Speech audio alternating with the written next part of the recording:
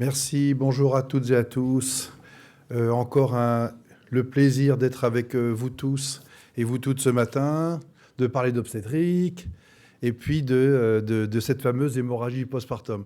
Alors le topo précédent, vous avez vu maintenant, c'est la molécule dont on a parlé, elle est bien établie dans le protocole, il y a encore des choses en recherche, mais en gros, ça marche dans la vie de tous les jours, vous savez l'utiliser, on s'en sert bien, on a beaucoup de preuves.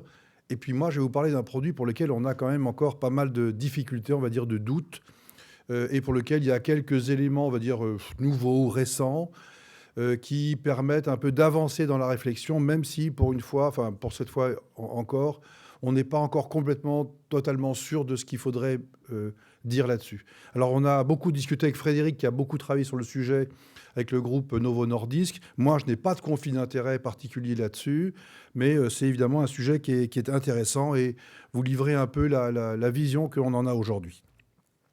Alors tout d'abord, bien sûr, l'hémorragie du postpartum, c'est le sujet de ce matin.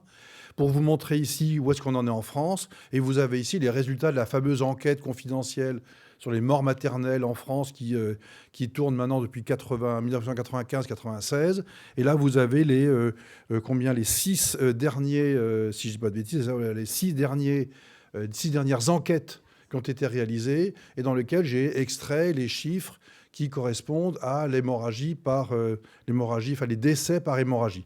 Alors les 5 premiers histogrammes, les groupes d'histogrammes sont repris de l'étude publiée par Marie-Pierre Bonnet avec l'équipe Épopée, là. Et le dernier histogramme, qui est les résultats les plus récents, ça vient de sortir récemment. Donc du coup, je l'ai ajouté à la diapositive. Et donc, qu'est-ce qu'on voit finalement sur cette diapositive ? On voit, et ça vous savez bien, depuis longtemps, on disait l'hémorragie de la délivrance, du postpartum, c'est la première cause de mortalité maternelle. Et on voit que dans les époques 2001, 2007, 2009, quelque chose comme ça, c'était la cause principale de mortalité. Et ça avait évidemment induit beaucoup à la fois d'émotions, beaucoup de travaux, d'amélioration et de recherche pour essayer de réduire la part de l'hémorragie dans la mortalité maternelle. Ça avait conduit à la production, vous savez, de recommandations avec deux épisodes successifs, et puis beaucoup de travaux, de discussions dans nos congrès, dans nos réunions, et beaucoup de changements de pratiques. Et ça a marché. Puisque globalement, vous voyez que si on prend juste les histogrammes bleus dans un premier temps, qu'est-ce qu'on constate ? On voit que petit à petit, ça baisse. Et alors que le taux de mortalité maternelle globale n'a pas beaucoup diminué, là, on a vraiment une diminution qui est franche. Regardez dans les 2 derniers triennums, les 2 dernières parties, on voit qu'il y a vraiment une diminution très importante. Et du coup, l'hémorragie n'est plus la première cause de mortalité maternelle en France. Donc on est très content, on dit c'est formidable, on a gagné. Oui, on a fait beaucoup d'efforts, il y a beaucoup d'améliorations. Et avec cette amélioration, il y a un deuxième point important qui est souvent pas signalé, mais qui est important à connaître, je pense, pour nous tous. C'est regarder maintenant les histogrammes orangés qui vous montrent cette fois-ci la part de l'atonie, qui était habituellement la cause principale ou une cause majeure, au moins 50% des causes d'hémorragie de décès. Regardez les premiers histogrammes, c'est à peu près la moitié, voire un petit peu plus. Et puis, qu'est-ce qu'on voit ? Qu'avec les années, les évolutions thérapeutiques, des prises en charge, la part il y a à la fois une baisse du taux du nombre de décès par hémorragie, c'était les histogrammes bleus, et en même temps, une réduction de la part de l'atonie dans cette hémorragie. Donc, un bénéfice finalement plus net ou très net sur l'atonie et moins net peut-être sur le reste des mécanismes. Alors, donc là, on est très content, on dit c'est formidable, c'est plus la première cause. Donc, on a gagné et donc, faites ce qu'il faut faire. Oui, c'est vrai, mais regardez, les chiffres, c'est pas 0 quand même, ou c'est même encore relativement loin de 0. Donc, qu'est-ce qu'on peut dire ? Il y a encore du travail. Alors, quand on a ce type de situation, il y a au moins 2 stratégies possibles pour continuer à améliorer les chiffres et les réduire. La première, c'est déjà de mieux faire, d'appliquer les protocoles. Puisqu'on sait très bien que dans la pratique quotidienne et en général partout en médecine, pas seulement chez nous, mais dans tous les domaines de la médecine, on sait qu'en moyenne, il y a un écart d'à peu près 50% entre la recommandation et ce qui est fait dans la pratique. Autrement dit, un patient sur 2 en moyenne n'est pas traité selon les recommandations. Donc là, ça pose un vrai problème. Et ça, c'est un problème qui est associé à, finalement, l'organisation des soins, les audits, les suivis, les programmes d'amélioration de la qualité. C'est toute une stratégie d'implémentation de la qualité. Ça, c'est tout un grand domaine. Et dans ce domaine ici de l'hémorragie de la délivrance, eh ben oui, il y a sûrement ça qui joue un rôle. Alors, je vous montre ici 2 études. Là encore, Marie-Pierre Bonnet avait joué un rôle important là-dedans, puisqu'elle avait repris dans 2 séries, une sur des données de 2004-2006, sur des grands effectifs dans les deux colonnes de droite, finalement l'emploi des produits sanguins labiles dans des hémorragies sévères. Et puis, vous voyez la deuxième série à droite, là, un peu plus récente, mais malgré tout, vous me direz, elle est encore ancienne, hein, puisque ça date d'il y a plus de 10 ans, donc peut-être qu'il y a des choses qui seraient améliorées si on avait des données plus récentes. Mais qu'est-ce que l'on constate ?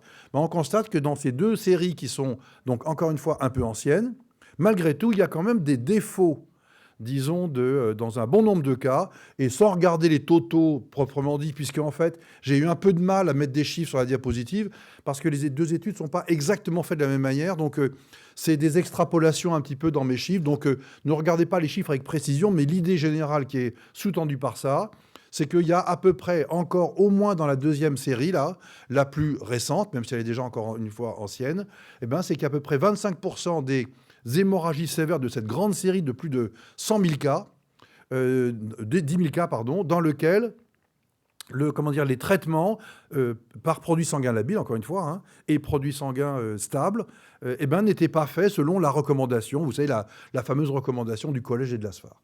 Donc, on voit que, a priori, il y a encore du travail, ne serait-ce que dans l'application des recommandations. Et donc, première grande action, il faut continuer à travailler pour que ces protocoles soient connus, appliqués, utilisés de bonne façon.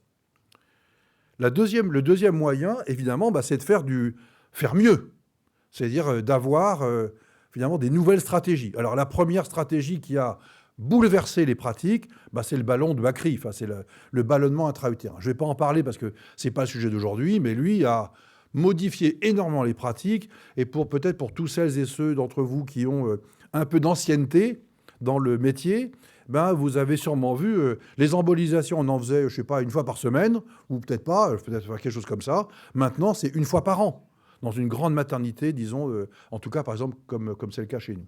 Donc, j'exagère à peine, mais en gros, l'idée, c'est que ça a vraiment, vraiment beaucoup diminué. Et cette technique a bouleversé la prise en charge. Et vous verrez que dans certains éléments, ça va jouer un rôle important.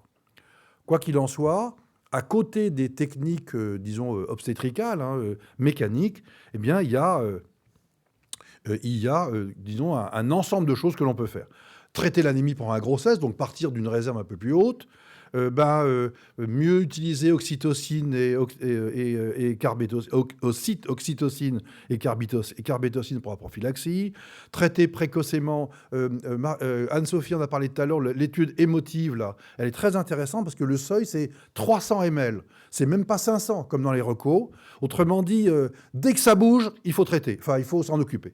Et ça, moi, je crois que c'est vraiment très important. Et ça fait partie de l'évolution de la prise en charge, où on est de plus en plus agressif au bon sens du terme. Utilisation donc agressive de l'ensemble des processus de soins. L'acide tranexamique, c'était longuement discuté. Le ballonnage, j'en ai parlé il y a un instant. Les tests viscoélastiques, ce n'est pas le sujet ce matin, mais ça prend une place qui croît de plus en plus. Et puis, tous les éléments d'organisation, la détection précoce, la stimulation, la communication, l'appel à l'aide, le déclenchement des systèmes, tout ça, ça permet de faire mieux. La simulation, évidemment, et puis les audits pour améliorer la qualité. Donc ça, c'est un peu les stratégies habituelles. Et puis, dans ce que l'on peut, disons, faire de mieux encore aujourd'hui, ou discuter aujourd'hui, c'est quoi ? C'est le fameux, Novo7, le fameux facteur 7 recombinant, qui est donc le sujet du topo d'aujourd'hui. Alors, en gros, tout commence avec un peu ce type de publication dans les années 2000. Vous avez des case reports, des cas cliniques qui sont publiés, qui sont absolument incroyables. Là, regardez celui-ci. Moi, celui-ci, il m'avait époustouflé à l'époque. Une dame de 30 ans qui a un accouchement à voix basse avec une atonie utérine et des lacérations vaginales. Elle fait un choc hémorragique à CIVD. Ça, on est dans le schéma, on va dire, habituel, enfin, dans ce qu'on connaît, le processus usuel. La dame, elle est traitée correctement comme on le faisait à l'époque. Et puis, ça ne marche pas. Ils mettent tout en œuvre. Et regardez, elle reçoit 42 kilos, 34 plasmas, 6 concentrés plaquettaires. Et ça continue à saigner la rage. Et la dame, elle est en train de mourir, quoi. On pense que ça va finir. Et puis là, Novo 7, hein, facteur 7 recombinant, et en 10 minutes, la dame, elle est guérie. Alors là, le monde entier se lève en disant « Bravo, c'est gagné, on a trouvé la molécule formidable qui va permettre de tout traiter ». Et là-dessus, sont publiés des cas cliniques, des petites séries, des machins, tout ça, qui continuent à donner des éléments positifs en faveur de l'emploi de ce produit-là. En parallèle, ce médicament est utilisé dans d'autres domaines, en particulier en traumato, où les résultats, cette fois-ci, sont faits, y compris dans le cadre d'études randomisées, et des résultats qui sont quand même moins impressionnants que ça, qui sont bons, mais qui ne sont pas impressionnants à ce niveau-là. Et donc, du coup, tout le monde regarde un peu les choses, dit oui, cas clinique, d'un côté. En obstétrique, on n'a pas d'études randomisées. Et donc, le positionnement à l'époque de l'acide, du facteur 7 activé, dire on ne sait pas très bien, ça a l'air de marcher, et puis dans des cas comme ça, on va le mettre, c'est tout à la fin. C'est quand on a épuisé le reste des possibilités. Et donc dans les premières recommandations, on mettait après l'hystérectomie ou vraiment à la fin quand c'était la catastrophe et que la dame allait mourir. Voilà où on en était pendant de nombreuses années, avec donc finalement un emploi qui était sûrement très très faible, parce que d'abord le positionnement le mettait très tardivement dans le sujet, dans l'algorithme, et puis beaucoup de doutes même sur l'intérêt vraiment potentiel par rapport aux cas cliniques merveilleux qu'on avait pu voir. Donc voilà où on en était, et puis arrive... alors ça, c'est ce que je viens de vous montrer. Voilà les recos classiques, hein. C'était après l'hystérectomie, au moment de l'hystérectomie, donc en option. Donc, vous voyez, pas beaucoup de force, d'expression de l'emploi du produit. Facteur 7 recombinant jusqu'à, les années 2015, quelque chose comme ça. Et puis, on se pose la question de savoir un peu comment ça marche, ce truc-là. Alors, je n'ai pas fait de l'hémostase de très haut vol, d'abord parce que ce n'est pas mon sujet, et puis deuxièmement parce qu'il y a Anne-Sophie. Hein, vous êtes d'accord? Bon. Donc, du coup, regardez mon hémostase. Elle est quand même du niveau de mon petit-fils de 7 ans. Hein. Bon. Mais en gros, elle dit un peu l'essentiel de ce que l'on sait à peu près sur ça. C'est que vous regardez à gauche, ici, dans la voie exogène, il y a le facteur 7, naturel ou recombinant, qui s'associe au facteur tissulaire. Et puis tout ça entraîne l'activation du facteur 10, qui active la prothrombine, et puis ça déclenche, entre guillemets, la coagulation.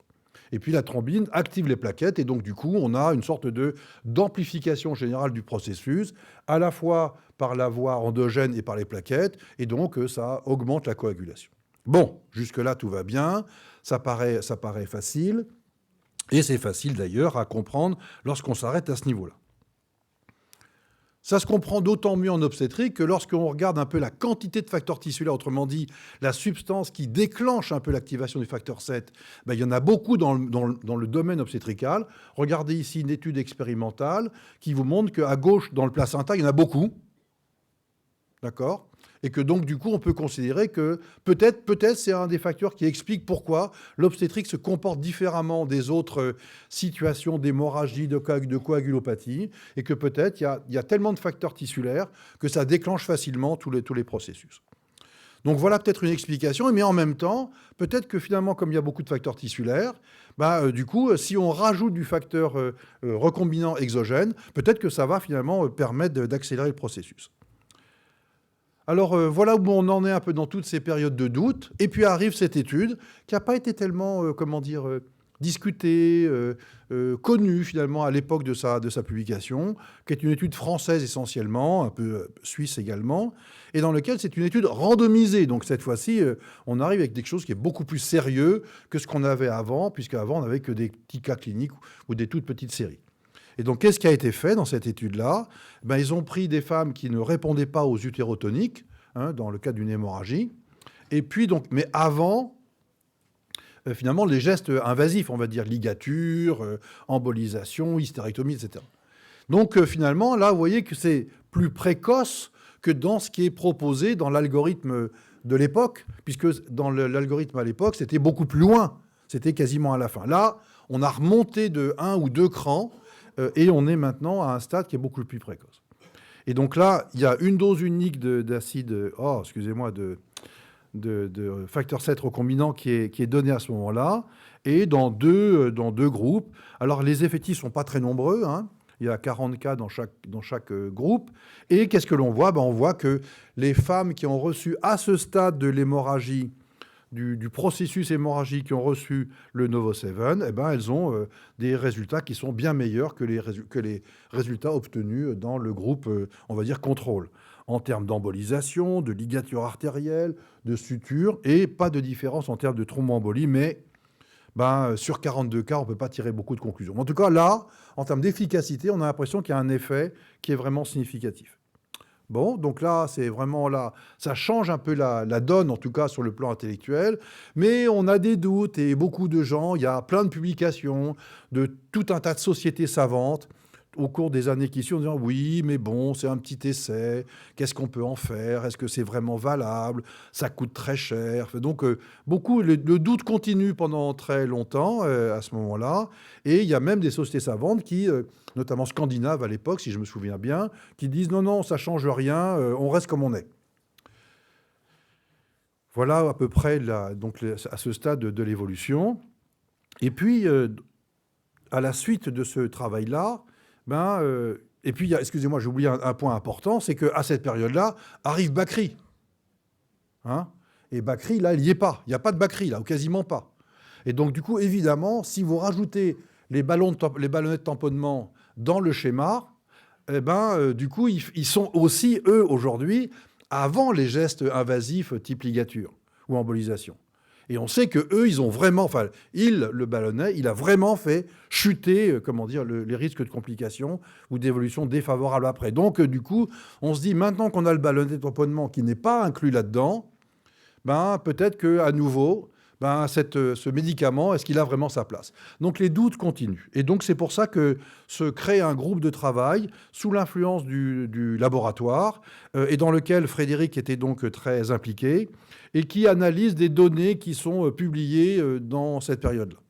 Et donc, vous voyez, qu'est-ce qu'on a comme données en obstétrique sur lesquelles ils ont pu s'appuyer? On a 5 publications. La première à gauche, c'est le fameux essai contrôlé randomisé dont je viens de vous parler à l'instant. 42 contre 42 cas, si je puis dire, et une bonne efficacité visible sur le tableau que j'ai montré il y a un instant. Et puis à côté de ça, on a des études qui sont de moins bonne qualité. Il y en a 2 qu'ils ont appelées OS1 et OS2, qui sont faites par des groupes différents dans différents pays, et dans lesquelles il y a une utilisation du Novo7 comparé avec une pratique habituelle, mais ce n'est pas randomisé. Donc, il y a des femmes qui en reçoivent, des femmes qui n'en reçoivent pas, et après, il faut, entre guillemets, analyser, modifier, bidouiller, si vous me permettez l'expression, disons, sur le plan statistique, pour essayer d'avoir des groupes à peu près comparables qu'on va pouvoir regarder. Et donc là, il y a des femmes qui sont exposées au Novo7 et d'autres qui ne sont pas exposées au facteur 7 recombinant. Et puis à droite, il y a 2 autres séries qu'ils ont appelées OS3 et OS4, qui sont des femmes, qui sont en fait des cohortes de séries dans lesquelles il y a eu des femmes qui ont reçu du Novo7 et ils les ont analysées, mais il n'y a pas de comparateur. Donc on ne peut pas dire c'est mieux que ou c'est moins bien que. D'accord, hein, vous voyez un peu la différence. On a donc, si on va de gauche à droite, une perte en termes de qualité méthodologique qui est de plus en plus importante. Qu'est-ce que montrent ces études ? C'est pas encore extrêmement net. Dans les 2 études dans lesquelles il y a une comparaison non randomisée, hein, on a déjà vu l'étude randomisée, il y en a une dans laquelle c'est moins bien, hein, l'étude OS1, il y a plus de procédures invasives dans le groupe facteur 7 activé, donc c'est moins bien. Et puis il y a une deuxième étude, la fameuse OS2, là, dans laquelle il y en a moins. Donc on a une étude mieux, une étude moins bien. C'est difficile quand même, hein. OK. Mais ces études, comme vous avez compris, à la fois elles ne sont pas randomisées, et puis sur le plan méthodologique, c'est très différent. C'est très, comment dire, oui, les études sont très différentes. Les timings, les moments d'administration, les doses, et tout est très hétérogène, et on a du mal finalement à en tirer des conclusions. Et puis, il y a les fameuses 2 autres études qui sont juste des séries dans lesquelles on ne va pas pouvoir tirer réellement de conclusions fortes puisqu'il n'y a pas de comparateur, mais qui vont nous aider notamment pour analyser, on le verra dans la prochaine diapositive, notamment la sécurité d'emploi. Est-ce qu'il y a eu des complications, au moins, avec ces produits-là? Alors, regardez ici ce schéma qui est sur la partie gauche. Ici, on voit le moment d'administration du facteur 7 activé. Dans l'étude randomisée, regardez, c'est le petit carré vert en bas à gauche, très précoce. Et puis, dans les autres, les études comparatives non randomisées, c'est un peu plus tard. Et puis, dans les 2 études où il n'y a pas de comparaison et où c'est juste des séries, regardez, c'est plutôt très tardif. Et là, en fait, c'est des cas dans lesquels, un peu comme dans le cas que je vous ai montré tout à l'heure, le premier cas historique, entre guillemets, quasiment miraculeux, où là, on a utilisé un peu comme la dame, elle va mourir, quoi, en gros, quoi. On ne sait plus quoi faire, et donc on donne le produit. D'accord ? À ce moment-là. Et donc, on voit que les délais d'administration, regardez, c'est 3 à 4 heures après le début de l'hémorragie. Mais là, ça n'a pas marché comme dans le cas clinique qu'on a vu tout à l'heure, où c'était quasi merveilleux. Là, regardez le taux d'hystérectomie, c'est 18 et 27% dans ces 2 séries, alors que, par exemple, dans l'étude randomisée, c'est 0. Et dans votre pratique à vous, en moyenne, le taux d'hystérectomie sur une hémorragie, c'est 1 pour 1000, quelque chose comme ça. Donc, on est vraiment dans des chiffres qui sont très faibles, dans la pratique quotidienne. Et là, on voit bien que c'est une sélection de cas dans lesquels l'hémorragie est tellement grave que on a déjà fait des gestes invasifs très maximum et qu'on essaie de mettre le produit au dernier moment. Donc, ces 2 séries-là, on ne sait pas très bien quoi en faire. Et la gravité des cas est en fait finalement préalable à l'administration du médicament et ne traduit pas nécessairement une efficacité ou une inefficacité du produit. Maintenant, le deuxième élément, le deuxième aspect, voilà, ça, ce que je viens de vous montrer, c'est ce dont on dispose sur le plan efficacité. Maintenant, sur le plan, disons, du risque, comme tout à l'heure, Anne-Sophie avait regardé côté positif et côté effet indésirable, là, c'est pas mal, apparemment, puisqu'il y a, a priori, regardez juste, je vous passe le tableau qui est un peu compliqué, et regardez juste à droite, qui est un peu dans l'encadré, les proportions d'événements thromboemboliques veineux dans les 2 groupes, tout mélangé, encore une fois, vous avez compris que c'est un peu un melting pot de tout. Et en fait, finalement, il n'y a pas d'augmentation du risque d'événements thromboemboliques avec l'administration du facteur 7 par rapport à des femmes qui n'ont pas été exposées, qui n'ont pas reçu le traitement. Donc, en termes de sécurité, c'est intéressant, d'autant que, ça, vous le savez sûrement, par rapport à l'emploi du facteur 7 activé dans les indications qui ont l'AMM, l'hémophilie, ce genre de pathologie-là, eh bien, on avait la notion que le risque thromboembolique était très augmenté. Et donc, c'est vrai dans certains domaines, ça ne semble pas l'être dans le domaine de l'obstétrique. Donc, au moins un élément positif, c'est que si on l'emploie, ça ne semble pas être dangereux. Et donc, je vous propose peut-être, pour terminer un peu ce topo qui, vous voyez, qui est quand même un peu plein de doutes sur certains aspects, je vous propose un peu de réfléchir de la façon suivante. D'abord, à gauche, un peu le côté vertical, c'est le schéma habituel, finalement. On évalue la filière, on regarde s'il n'y a pas... on fait la DARU, on fait le traitement initial, remplissage, oxygène, appel à l'aide. Puis ensuite, on dit, s'il n'y a pas de lésion, c'est de l'atonie. Donc, on donne les médicaments successivement, l'oxytocine, puis le sulprostone et l'acide tranexamique. Et puis, si ça ne va pas, maintenant, on met le ballonnet de tamponnement. Et on poursuit le traitement symptomatique, on transfuse si c'est nécessaire, et puis éventuellement, si on est dans un endroit où il n'y a pas les moyens, on envisage, selon les situations, de transférer. Et puis si ça ne va pas encore, il peut y avoir les gestes invasifs, embolisation, ligature, voire hystérectomie. En parallèle de ça, on va faire les bilans sanguins classiques, on voit ce que ça donne, la numération, l'hémoglobine, et puis les tests d'hémostase. Et puis si on a des systèmes un peu de tests viscoélastiques, on en profite pour avoir des résultats qui sont beaucoup plus rapides et précoces et qui vont vous guider ensuite ultérieurement. C'est la deuxième partie ici à droite. Une fois qu'on a dit ça, c'est un peu le schéma classique. Et donc là, avec ce nouveau médicament, oui, ce médicament-là, comment on pourrait le placer? Alors vous voyez que je l'ai mis finalement à 3 niveaux différents, avec à chaque fois un point d'interrogation. En bas, tout en bas, c'est le schéma classique historique des premières recos. C'est à la fin, quand rien ne va plus, vous pouvez toujours tenter ça. La dame, elle va mourir, ou quasiment. Et donc, du coup, on peut toujours tester et voir si, comme dans le cas clinique historique que j'ai montré tout à l'heure, si finalement ça règle le problème. En tout cas, si ça favorise la réduction du saignement et l'arrêt du saignement. Et puis, avec l'étude randomisée qu'on a vue tout à l'heure, on peut le remonter un peu plus haut. Et donc, on peut le monter soit au moment des gestes, techniques, des gestes mécaniques, voire même un peu encore plus tôt, comme un peu dans l'étude randomisée, en sachant que maintenant, il y a le ballonnet de Bakri qui vient se positionner et qui un peu interfère avec les résultats de l'étude randomisée. Donc, on n'a pas encore de décision très forte là-dessus. Pourquoi ce produit revient en particulier aujourd'hui? Parce qu'il y avait un changement d'AMM européenne et donc française qui, en fait, le positionne, si je reviens au schéma ici, qui le positionne maintenant, un peu comme dans l'étude randomisée, après les médicaments utérotoniques. Donc, finalement, au moment, là, ici, sur le troisième encadré de la partie gauche de la diapositive, un peu au moment du Bakri. Quelque chose comme ça, dans cette zone-là, ou après, sans préciser le niveau précis exact de son emploi. Donc du coup, on peut l'utiliser, il a l'AMM, contrairement à ce qui n'était pas à ce qui était le cas autrefois. Et donc, du coup, ça augmente un peu sa place, puisque les autorités internationales, européennes, ont validé son autorisation. Ce qu'on peut dire peut-être juste pour essayer de mieux positionner, peut-être vous aider un peu là-dessus, c'est les petits points suivants. C'est que premièrement, nous pensons, on ne fait que penser, il n'y a pas de force très grande de décision là-dessus, qu'il faut déjà mettre un Bakri et voir ce que ça donne. Parce que si le Bakri guérit l'affaire, ce n'est pas la peine d'aller plus loin.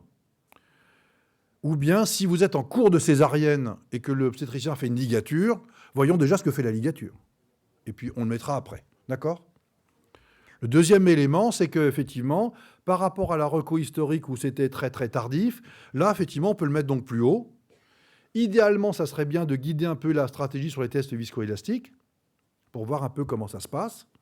Et puis, si on n'a pas ces tests-là, au moins peut-être plus tôt, voire même au moment du Bakri, juste après Bakri, dans ces eaux-là, quand on a l'hémorragie cataclysmique que décrivait tout à l'heure Anne-Sophie, notamment les HRP ou l'embolie amniotique, où là, ça peut saigner la rage très très vite, et on peut espérer que le positionner plus tôt dans l'algorithme pourrait permettre de freiner le processus, et donc pourrait être intéressant.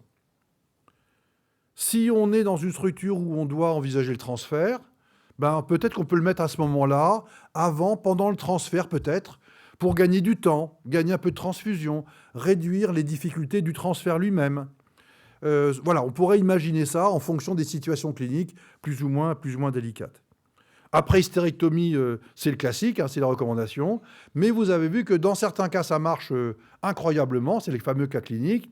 Et puis, dans les études observationnelles que je vous ai montrées tout à l'heure, là, les 2 fameuses études qui ont été revues récemment, en gros, ça ne marche pas vraiment. Et là, c'est même souvent tard, voire même trop tard. Ce dont on est sûr, pour lequel on a pas mal d'indications, c'est qu'il y a une sécurité d'emploi qui est importante, pas d'événements thromboemboliques accrus. Et il y en a des thromboembolies après les hémorragies, mais c'est aussi facteur 7 recombinant ou pas. C'est toute l'activation de la coagulation qui se traduit après par une sorte d'emballement qui se poursuit après le contrôle de l'hémorragie par ces phénomènes-là. Le produit il est facilement disponible. Son coût qui est élevé, ça vous le savez bien, très élevé, mais l'industriel qui le vend a fait des efforts pour essayer de faire en sorte que ça soit, disons, moins coûteux pour les équipes. Ils le reprennent ou ils le redistribuent selon les situations, parce que les centres qui en ont besoin, par exemple dans les situations hématologiques, disons classiques, d'AMM classiques, on utilise souvent beaucoup. Et donc, du coup, même si on n'est pas loin de la péremption, ils peuvent le reprendre et trouver un autre hôpital, centre de référence hémato-hémostase, qui pourra s'en servir et non pas le jeter. D'accord? Donc, il faut que vous voyiez si ce n'est pas le cas, et si vous considérez aujourd'hui que c'est utile d'en avoir chez vous, vous pouvez en avoir à disposition avec, regardez votre pharmacie et l'industriel pour voir un peu comment les conditions précises d'acquisition, de maintien et de revente ou de redistribution au cas où ça ne serait pas utilisé, parce qu'évidemment, le taux d'utilisation ne sera peut-être pas très élevé. Et en tout cas, ce qui est sûr, c'est que il ne faut pas retarder les traitements recommandés, classiques qu'on a vus au début, et non seulement pas les retarder, mais il faut encore même mieux les appliquer. Je vous remercie de votre attention.